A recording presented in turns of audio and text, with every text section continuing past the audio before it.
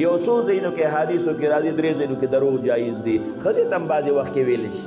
ولې کور دې پروانېږي چې دروغ نه وی څه پکې بازار ته تلې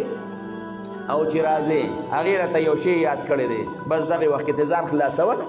یا ورته یې ښځې ستا نه خشته خو دې دنیا کې بل اړو شته دی که توره بلا ده خو صفت یې وکړه مړې ته خو چې ما ته څونه ګران یې که نه نو دونه ما ته بل څوک اړو ګرانه شته نه ځکه ښځه راته معلوم ده ګورې هم پوره لوښې دی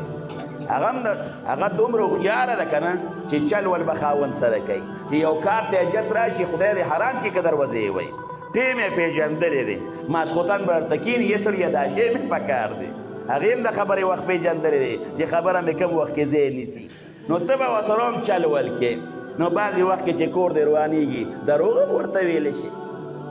نه ابوالحسن صاحب ورته وایي دا دومره مرتبه چې الله مهله را کړې ده دا د دې ښځې په تکلیفونو باندې صبر کوم وال ټکول مه کوه وال ښه شی نه دی د دور مختار لیکلی دی د یو 4 مقاصدو لپاره ښځه والی شي یو چې خاوند ته ځان نه خشته کوي چې مونځ نه کوي ستا د اجازت نه بغیر کور ته څوک پرېږدي په دې شیزونو باندې والی راوالی شي د کور نه به د خاوند د اجازت نه دا ښځه بغیر نوځي دا به د خاوند خیال ساتي وخمه د دواړو جهانو سردار مبارک صحابو ته وایي لا تضربوا اماء الله د الله دا وینځې مه وهئ صحابه خو د دواړو جهانو د سردار مبارک تابع وایي چې د الله دا وینځې مه وهئ بس صحابه وویل پرېښودل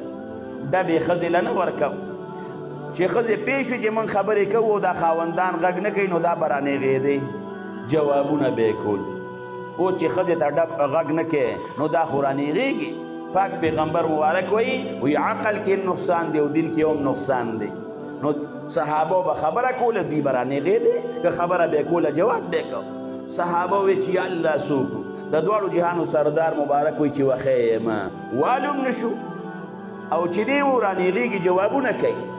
عمر فاروق رضی الله عنه رسول الله مبارک له لاړ هلې یې ورته وویل زئرنا النساء یا رسول الله د الله رسوله ښځې خو زړورې شوي دي خو چې خبره کو نو رانېغېږي خو چې خبره کو نو جوابونه کوي فرحس فی ضربهن رسول الله مبارک وی ځای وښی نو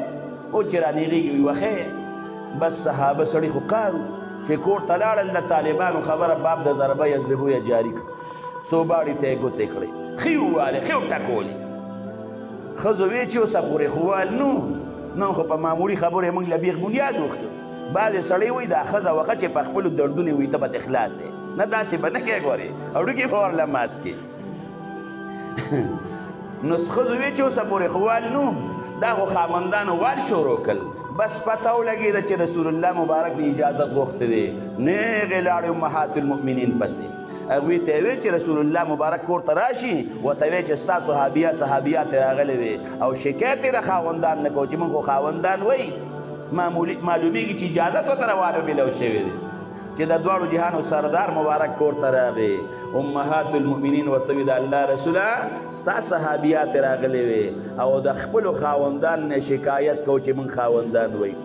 د دواړو جهانو سردار مبارک صحابو ته څه وایي دا کم خلک چې ښځې وایي نو دا غوره خلک نه دی نو والې شي خو چې وایې نو غوره نه حروب کې به یې ګورې ساتې احادیثو کې راځي امسا به ورته دغه شانتي نیسي په اوږه به ورته امسا نه امسا باندې به وی نه خو په اوږه به ورته امسا ږدې روب کې به ساتې ځکه که روب کې نه ساتې بیا رانېغېږي ګورې